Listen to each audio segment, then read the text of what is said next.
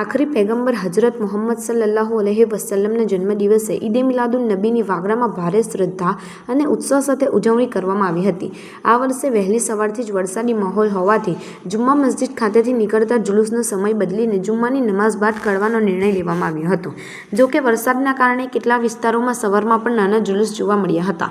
બપોર બાદ જુમ્મા મસ્જિદથી એક ભવ્ય જુલુસનું પ્રસ્થાન થયું હતું. આ જુલુસ પટેલ ખડકી, ચીમન ચોક, મેઇન બજાર, ડેપો સર્કલ થઈને પરત જુમ્મા મસ્જિદ ખાતે પહોંચ્યું હતું. આ જુલુસમાં બાળકોથી લઈને વડીલો સુધી મોટી સંખ્યામાં મુસ્લિમ સમાજના લોકો જોડાયા હતા. સૌએ ધાર્મિક લિબાસ પહેરી હાથમાં ધાર્મિક ઝંડાઓ પકડ્યા હતા.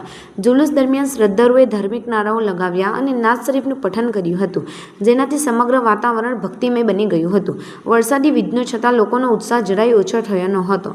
ભરૂચ જિલ્લાભરમાં પણ ઈદે મિલાદની શાનદાર ઉજવણી થઈ હતી. આ પ્રસંગે વાગરામાં ઠેર ઠેર શરબત, દૂધ, કોલ્ડ ડ્રિંક્સ, કેક અને ચોકલેટ સહિતના નિયાઝનું વિતરણ કરવામાં આવ્યું હતું.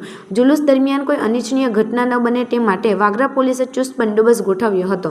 આ ઉપરાંત વાગરાની જુમ્મા મસ્જિદ અને અલ મદીના મસ્જિદ સહિત વિવિધ સ્થળોએ પાક મુબારકની જિયારત પણ કરવામાં આવી હતી.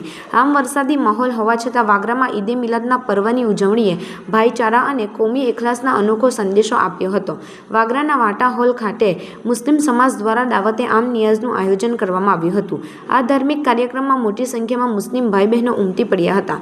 આયોજકો દ્વારા સૌને સ્વાદિષ્ટ ભોજન પીરસવામાં આવ્યું હતું, જેનો ઉપસ્થિત રહેલા તમામ લોકોએ ઉત્સાહપૂર્વક ભાગ લીધો હતો.